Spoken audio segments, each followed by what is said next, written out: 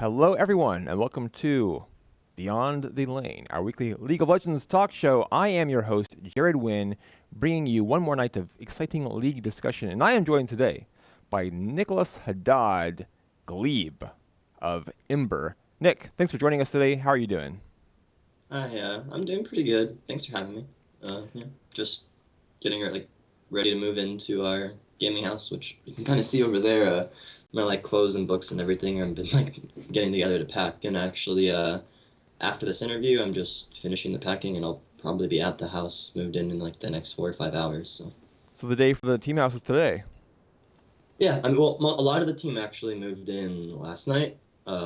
Because we were at a team event together in San Francisco, and then instead of flying back to all their home states or country, in the case of Ben, because he's from Vancouver, Right. They flew back to LAX to the gaming house. So everyone is there already except for myself and contracts. You been practicing yet? Yeah, as a team, we've been scrimming with this roster since the beginning of December. How's that going? Go ahead. It's going pretty well. I mean, we've mainly been scrimming other challenger teams, so I can't really comment. And most of the teams, I guess, that are considered very strong in their rosters we hadn't been scrimming yet, so I can't really make any firm judgments. But things have been going pretty well. I mean, we're ironing out a lot of basic issues such as deciding upon a shot caller, working on communication within the team, things of that nature. So. The team lineup. You got, of course, yourself, Solo, Contracts, Golden Glue, and Ben, as you mentioned. You feel like it looks good on paper? How's it coming together in person? Yeah, I think on paper it looks pretty good. Golden, myself, and Laud all have a lot of competitive experience. I've played, just in terms of raw number of games, about a little over 1.5 splits of LCS, closer to 2 actually. With combining the time both on TSM and Winterfox. Right. And Grayson has a decent amount of LCS experience through Teammate and the brief time he spent substituting on Dignitas. So we have a decent amount of experience there. And while Ben hasn't formally debuted in LCS yet, he's played on a myriad of different challenger teams, and he's been playing the game in a competitive level, or at least at high-rated solo queue level since Season 1 or Season 2, so I think that in that sense we have a good amount of experience. Also, communication is really easy because we all speak English as our native tongue and fluently, right? And for me that helps a lot because on the past 2 teams I played on, they were both 2 Korean imports, and it depends player to player, but I'll just be frank and say that not all of them had the best English, right? And in a game like League where you're trying to make split-second decisions and calls, if someone doesn't understand what you're saying or you don't understand what someone's trying to say to you, that can easily make something that could have been a good play go sour really fast. So I really like that everybody speaks English. Well, I will ask you straight up, do you expect to qualify for the LCS to split? I definitely think we can. I wouldn't want to go out and just say straight up we will, because the other competition in the Challenger Series is also very strong. I think, whatever the roster is that Saint is coaching, it's either Imagine or the spot was formerly held by Imagine, right? Do you know what I'm referring to? Yes.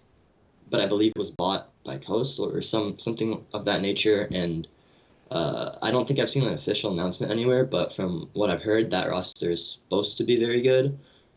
Team Liquid Academy also looks like a strong team. I've heard that within their scrims they even beat the main team a decent amount, so they have really strong individual players, and they've been playing together for 6 months. So there's TLA, that team, and then TDK also looks very good too. Even though the thing is, the ban doesn't really matter, right? If you look at the punishment, Ninja is banned until March. So I think he misses out on 3 or 4 weeks, maybe 5 weeks at a max of regular season play. Regular season play doesn't matter as long as you qualify for playoffs, right? So as long as you make top 4, really, if you're the better team, it doesn't matter, right? Because let's say their record tanks because they can't use him and they're using a sub, so they finish 4th. Even if they're finished 4th, if they're still the best team with Ninja, doesn't matter. Just the team that finished first is actually going to be at a disadvantage because now they're actually playing really like the quote unquote strongest team or whatever that is. So I think that roster will be pretty strong just because they have, from what I've heard, like good imported Korean players, and also their NA resident players are all fluent Korean speaking players. So like they're not going to have the problems that other teams have with Korean players where like they have trouble integrating into like the culture of their team and they have trouble speaking with their team and communicating, because they're like a fully Korean team in NA. So I think that TDK, Imagine / Coast, and Team Liquid Academy will all be like pretty strong teams, but I also think that we can like go against them and potentially beat them. I just wouldn't want to say that like, oh yeah, for sure, like, oh, we're gonna beat everyone in qualifier, because I think that's like not giving respect to the other teams, and it's kind of like naive to say. You definitely got a shot, that's for sure. Of course, the big story with Ember, with your team, was recently the disclosure of player salaries. The Ember CEO saying what everyone makes and how it kind of breaks down. Exactly, yeah. Were you told that was going to happen beforehand? Were you told that he was going to disclose everyone's salary like this? Oh yeah, we were all definitely notified.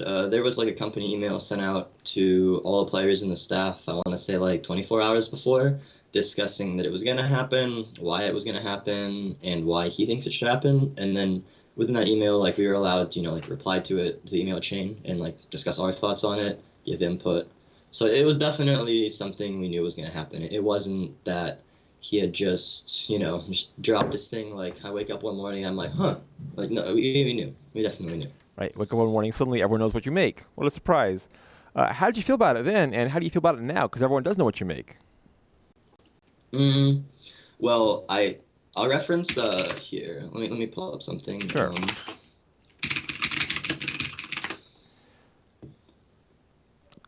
I think many folks would be kind of put off, frankly, by having everyone know what their salary was every year. It's kind of a touchy subject for many people. So.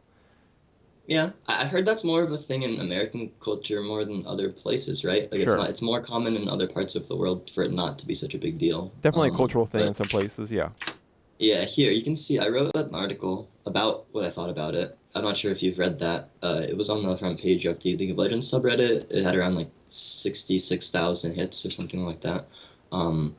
And what I said was, here, I'll just read it out. Sure. So internally among the company, we knew releasing salary information would spark a lot of discussion and be a divisive issue in the community. Informing people of the pay given at a competing organization has direct, real-world impact on other organizations and could even potentially lead to players not re-signing with their teams after the spring split, presuming the players find that other organizations can offer more competitive compensation. Let's see. I don't want to read anything that's like unnecessary or redundant.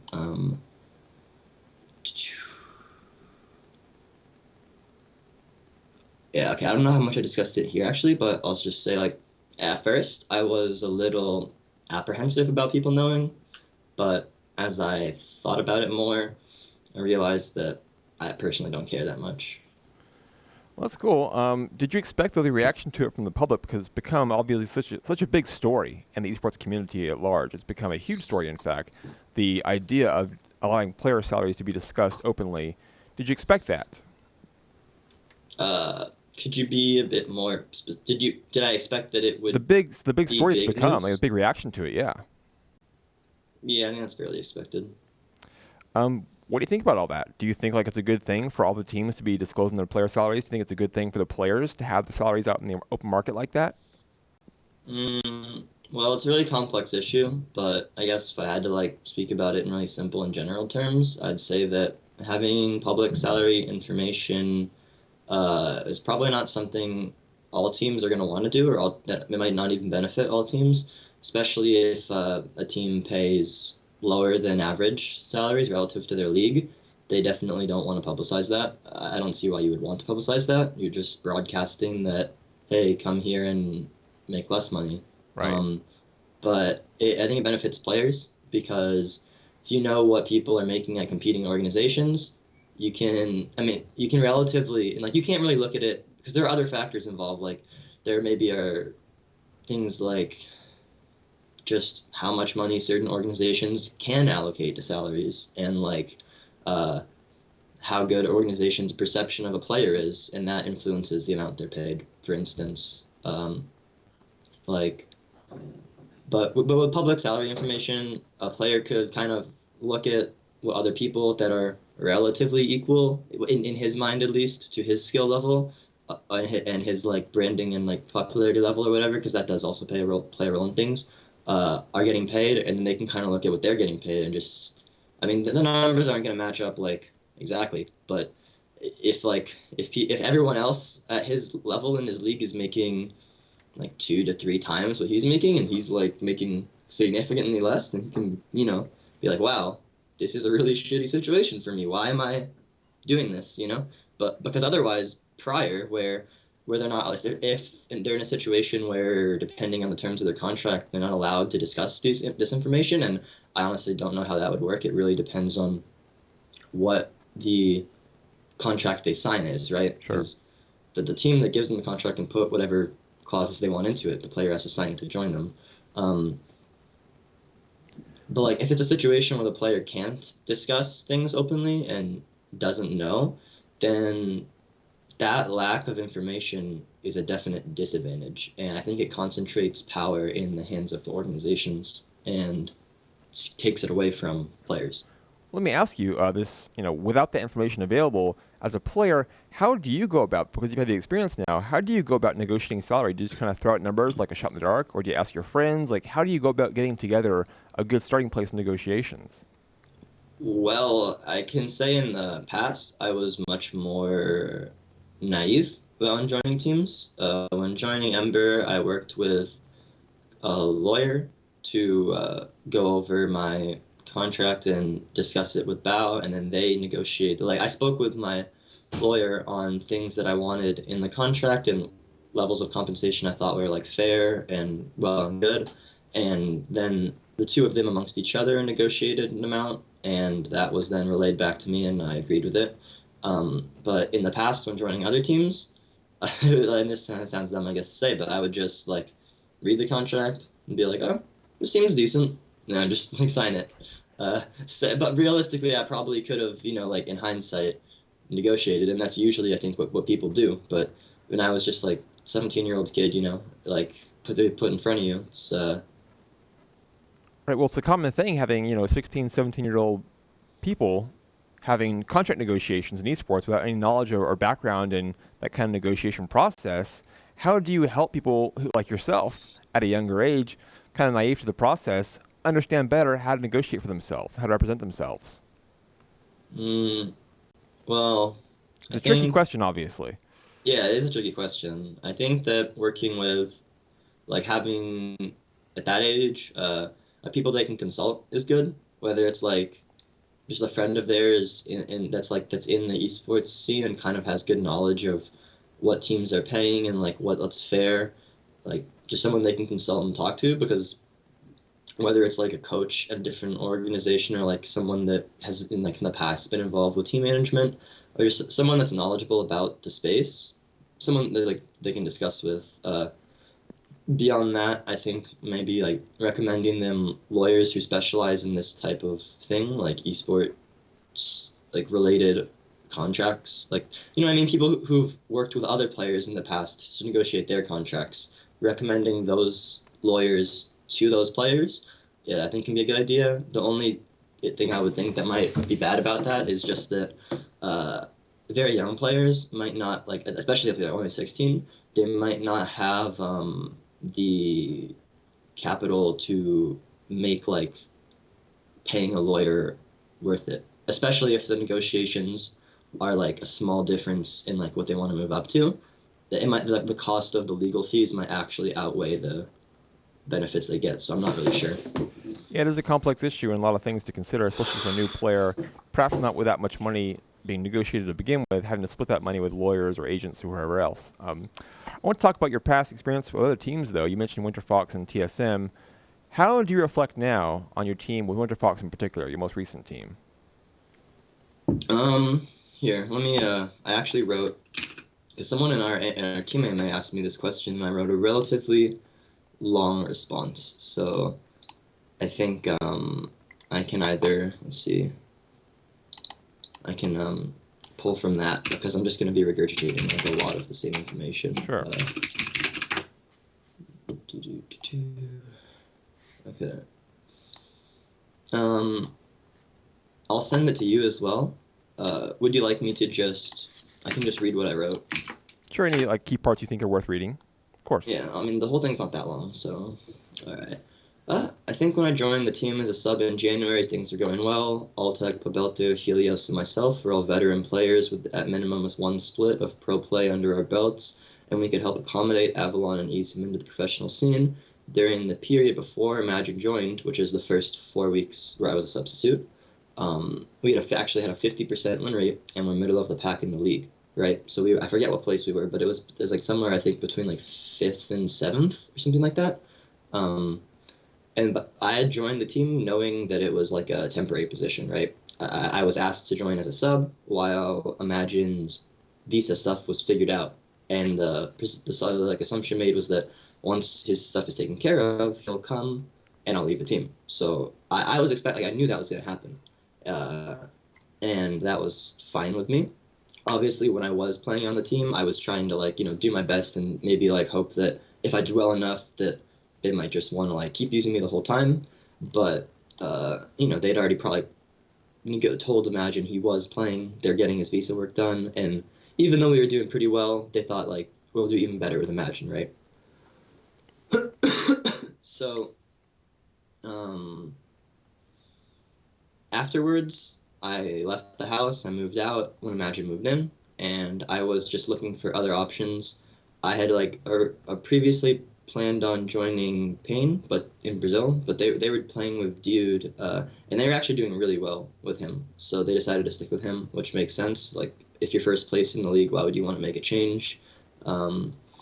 So I was at that point. Then I was just playing with Cloud9 Tempest's challenger team again. I don't know if you remember the roster there, but it was Solo, Hard, Yasui, Laud, and me.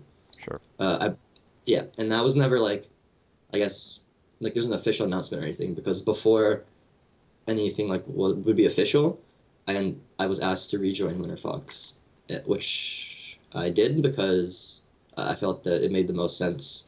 Like joining an LCS team with players I know and I played with versus trying to qualify is like a lot more difficult, right?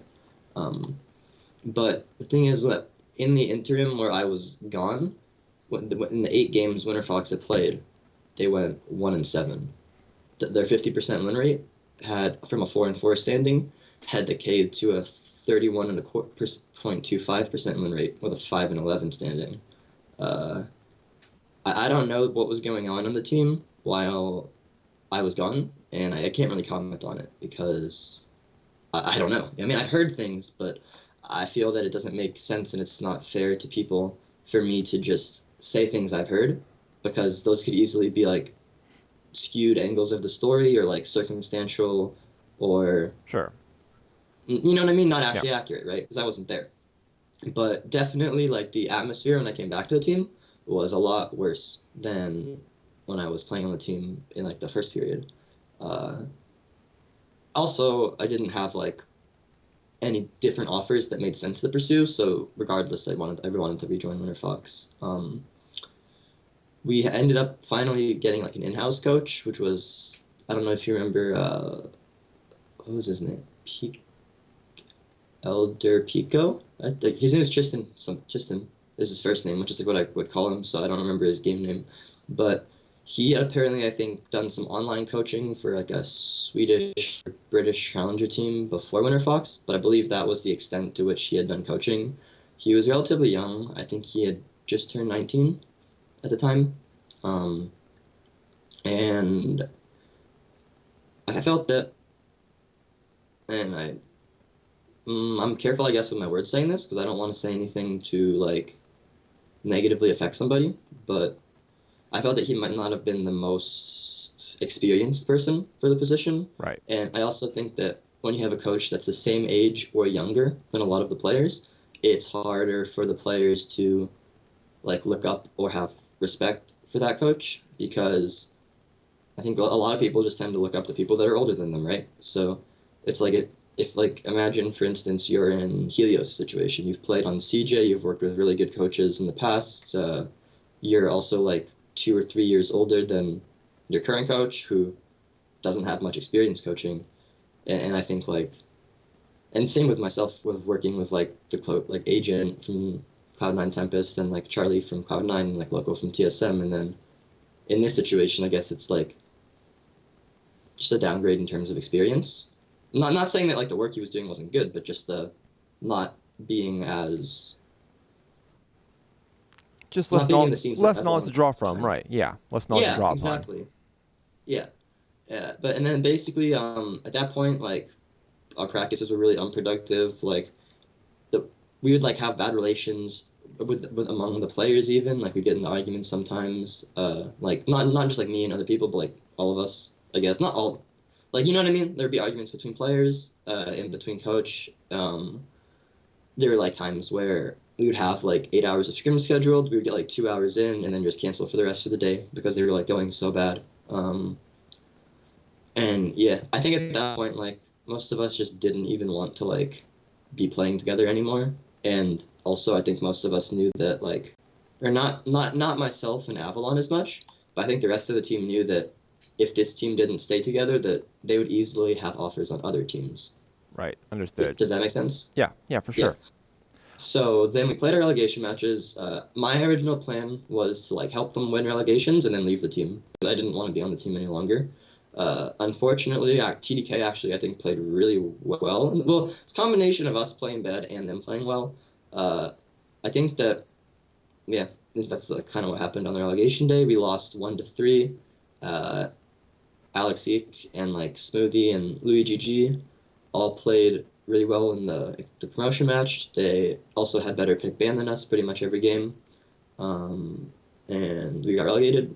I had an offer at that point to stay on their challenger team, but I knew Helios, Pobelter, and Altec were all leaving, so I was not interested in staying at that point. So I just left and like I applied, I guess, to do like QA at Riot, and I looked around for other teams, but I just left, moved back, and signed up for school in the fall after that. And now here you are with Ember. Yes. How did the offer with Ember come about?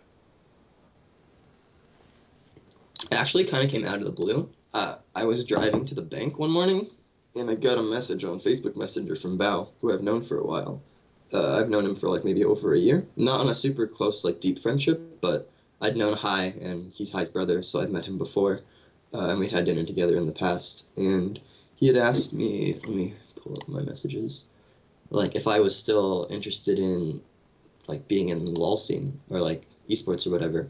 And then I told him that I was, and from there we discussed things further. And I guess he said like one thing led to another. We talked more, and he said he was building a team. He's looking for people, and that he'd be interested in like potentially me. And the more I learned about the team, the more it seemed really legitimate and like a really good offer. So at that point, like tryouts started, and I started playing with the people that could have potentially been on the roster, and we kind of ironed out who was going to be on the team and things of that nature. I want to switch gears here now, pretty dramatically actually. You have been one of a few people, a select few, who have been openly speaking about mental health issues in the past and the competitive gaming scene, the League of Legends scene in particular. It's kind of a strange thing, I think, because the scene is so young still that it can be, I think, a touchy subject for many to talk about. What made you initially feel like you needed to talk about it openly and publicly? It was actually a pretty rushed decision. I didn't put much forethought into it. It wasn't like a very calculated or meditated kind of thing. But basically, on TSM, I had joined the team with the initial thought of that I wanted to be very like I wanted to interact with fans a lot as much as I could and be very open because just as a spectator, like in season 2 and season 3, I felt like I really liked the teams that did that kind of stuff. Where like as a fan back like when I was just like watching games and playing solo queue, I thought it was really cool to see like players that are like interact with their fans and are just like really nice and that kind of stuff. Sure. And I also felt that like a lot of players in NA were very like they felt like they were like above that, so to speak, and that they really didn't like care about it and put in effort. And I feel like that's kind of a bad thing to do personally.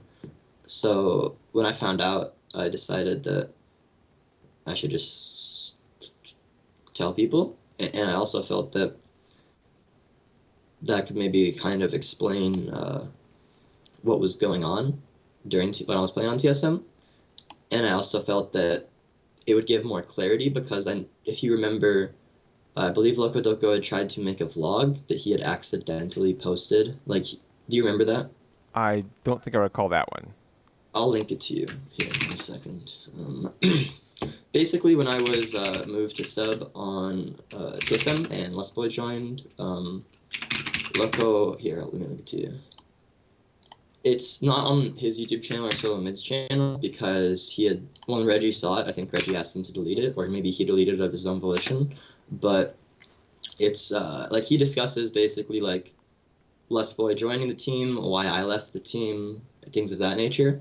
And in that, he goes to say that I have mental problems, but just leaves it at that. And I felt that was like, that could mean anything, right? Sure. So I wanted to like give more, and I also was very displeased that he had said that or done that without asking or speaking to me in any capacity. Right. But I felt that was really like a breach of trust, honestly. But I wanted to kind of explain like what that actually meant, right? So did you feel like you were kind of put in a position where you needed to talk about it? It wasn't even your choice necessarily, but you had to explain further what this was? Yeah. What was the reception like to it? It was relatively supportive, I think. I mean, it was over a year ago, so I don't remember exactly, Right. but I think, let me see. Yeah, I think people were pretty supportive. I mean, there are definitely people that were skeptic or critical, just maybe thinking like, oh, he's just saying this to explain why he's bad or some things of that nature. But the general consensus I thought was supportive. What do you think about how teams support mental health issues in general? Because again, it's a new industry. The teams themselves are still just becoming professional today. Do you think teams could do more or should do more, or what more can they do exactly, in your opinion, to help support players? Because again, you have young players, developing players, help support them with mental health issues in general. I'm gonna honestly say that varies a lot from organization to organization. I don't really know what other organizations do that I haven't been on. And but I know I think a lot of them will have like a lot of the better organizations will I think hire like a sports psychologist, I Right. think it's called. Yeah. And those guys will like talk with the players, just discuss things with them. I think that's probably a good idea. I know on TSM, well, they probably do something now because I know like that. I mean, TSM was very good when I played on them, but I'm just between then and now they've made more changes and become even better, basically. So I'd imagine they take care of that in some capacity. I know they also do medical for their players. So I believe TSM, TL, C9, and Ember are the teams I know that do that. On Fusion, we didn't have like a technical like sports psychologist or therapist or anything like that, but our head coach Wei was he's doing graduate school right now, like medical school, but his like education, I guess, was like in pre-med stuff, so he knew a decent amount about like even though he wasn't like a licensed like medical professional or anything, he knew a decent amount about like people how and like was able to like talk to all our players and like give us some level of counsel. So I thought that was pretty helpful. Sure. And then on Winterfox, there was, in regards to mental health, like nothing was done. But I mean, at that point, I was seeing a therapist and psychiatrist, so I was like relatively fine. But yeah. Yeah, it seems inconsistent, and that's again understandable. I think a lot of it comes to funding. Like teams that are well off can afford to do it. Teams that are barely making ends meet that's probably one of the first things to go. Like, because I mean, you got the things that need to be done are like you need to pay your players, you need to have a house, you need to have internet, and you need to have food. So, like those things are probably going to take care of first, right? Those are all important things. Yeah, I mean, without food, you're probably going to starve. Without internet, you can't practice, and you probably want a roof over your head and players and a coach. And then, but then after that, then teams probably look to start doing things like, okay, we need to get these guys gym memberships. We need to give them healthcare. We need to do other things. But I think that those like benefits, I guess, so to speak, come after the necessities. I gotta ask, Nick, how are you feeling now? How are you feeling today? Pretty good. I mean, I'm a little tired, honestly, because I was visiting friends in Seattle on Saturday, and I was in San Francisco on Sunday for a team event. So I think I've cumulatively slept 12 hours or 14 hours in the past 3 days. But beyond just being tired, I feel pretty good. That's good. Do you feel like you're kind of on the cutting edge of some stuff now because you have like the player salary thing going on? Of course, you have more insight into mental health and how it's handled in esports than most people do. You seem like you're in a unique position almost to have all these things as they develop be a part of your career.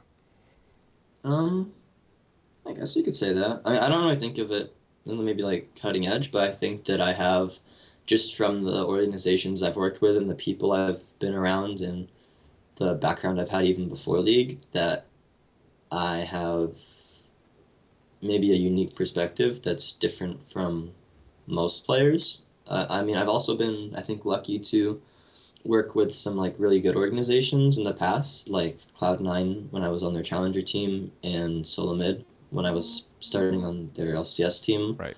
And then also, but like people don't know, I guess, my past as much before those teams. But then I've also had the displeasure of working with some very bad organizations. So I know, you know what I mean? I know both sides of the spectrum, I guess. Right. Yeah, it makes sense. We'll get you out of here on this one, asking you about the current meta. Just in general, I'll ask you first, what do you think about the current meta today in League of Legends? How do you feel about it? Like preseason patch, Yeah, like 5.2, are competitively we on 3 especially. or 5.24 right now? The number I'm not even sure, but the preseason patch, yeah, where we are right now. Okay. Maria right now, I think it's actually in a really good spot. I think that changes that make push the game towards a shorter game length are actually better because I feel that more goes on for each minute of game time you have now, where in prior seasons, like especially season 2 and early season 4, the meta rewarded really safe, like sitting in lane farming just for like 20 minutes, that kind of play. Or like in the beginning of season 4, if you remember, there were like a lot of team compositions that revolved around like picking Nunu and just stacking Fifth Dragon, like which was incredibly, first of all, not enjoyable to play against because if a team was beating you in Dragon stacks, they could actually be like losing the game, like and just getting every like Dragon and then coming back and still winning, and games would just last like way too long, in my opinion. Like I think that like 50 is like it's okay for it's not bad when like there's a really good close game and it goes like long, for instance, to like 50 or 60 minutes. But when every single game is just teams pace like farm like pushing around back and forth for vision and farming until everyone has like 3+ core items, then I think that creates like a really stale experience both for the player and the viewer, where it's not fun to play like that, and it's not fun to watch people play like that. I guess the thing I guess that reminds me maybe the most of it is like the if you remember during the season 2 World Championships, when Counterlogic Gaming Europe was playing versus World Elite, and like the crowd was cheering every time a ward got killed because that was like the most interesting thing happening when they were like sieging around the tier 3 towers. Right.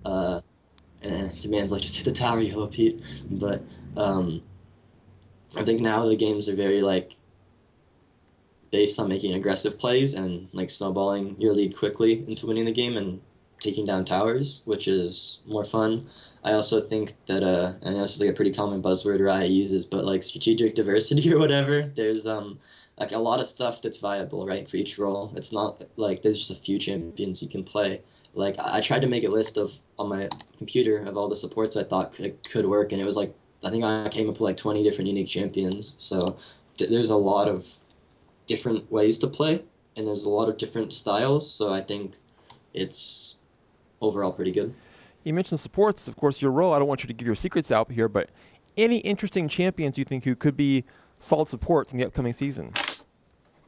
Any champions? Any new ones, perhaps, who aren't part of the current so meta? not ones that are like people already have been playing in Right, competitive, yeah. like new picks. Well, I guess this one's already out of the bag from IEM, but Trundle is broken. Whether he's a top laner or a support, he's just way too strong. His pillar provides crazy utility. His ult makes tanks obsolete. Like they can stack resistances all they want, and then they lose all of the resistances to Trundle. His Q steals a significant amount of attack damage in like early trades 2v2. So if you just run up to the other AD and you Q him, it's like a noodle for a few seconds.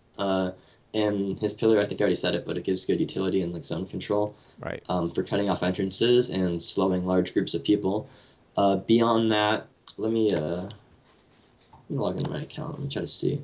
I think you've seen Yellowstar play it a decent amount, but I think Poppy support can be fun and can work in certain compositions. She's like a decent tank without having to build too tanky, and she has a lot of utility between blocking dashes with her W ability, and her ultimate can be pretty strong in team fights because it serves two functions. You can use it as a knockup. Well, it's not technically a knockup. What it does is it makes the champion airborne, but it also makes the champion untargetable. So it's like as if you were to make a Fizz, it's like Fizz E or Vladpool or Elise Cocoon or Repel, where they're still getting affected by ticking damage like Ignite, but they can't actually be hit in the air. So that's really good because when assassins try to come into your team, like if a Riven's trying to kill your AD, you just tap R and they get knocked up. And then usually when they do that, that gives you enough time to reposition yourself such that when they land, you can heroic charge them into a wall. Also, when her ultimate's charge, like she spins it around, you can just knock people really far away. And that's useful. Like if there's a 5v5 team fight, for instance, and you just charge your ult and you shoot it at their mid laner, suddenly their mid laner's 2,000 units away, and you're fighting a 5v4. So it's actually pretty good. Beyond that, a lot of the standard picks are really good still, like Morgana, Thresh, Alistar. I personally like playing Kalista as a support. I think it's fun, but whenever I pick it, I think my team thinks I'm trolling. So either like they get really mad at me in solo queue, which maybe is a little understandable, but her laning phase is very strong. If it works, it can't get too mad, right? If you win. It's hard to get it to even try to work because as soon as I pick it, my team is automatically tilted. Like they're like, we've lost this game. I'm playing Disco Nunu, or someone's dodging. And you know what I mean? Yeah. It definitely people don't like when you experiment in solo queue, which I personally love to do. So it's maybe not the best thing to do. Also, probably Bard and Shen are really good supports right now as well. They have a lot of utility, and Bard has a particularly good laning phase. Well, it sounds good. I hope to see the Kalista pick in the Challenger Series this split. We'll see. Hope it works out. I do. I want to thank you, of course, Nick, for joining us here. And by the way, nice shirt. Good taste there. I like it. Thank you. Are you wearing the same shirt? Nice shirt. Like I said, similar. Great taste. Great taste. Men of great minds think alike and dress alike as well, it seems. Yes. Once more, I want to thank Nick for joining us today. Really nice having you on the show, man. Thank you. Bye.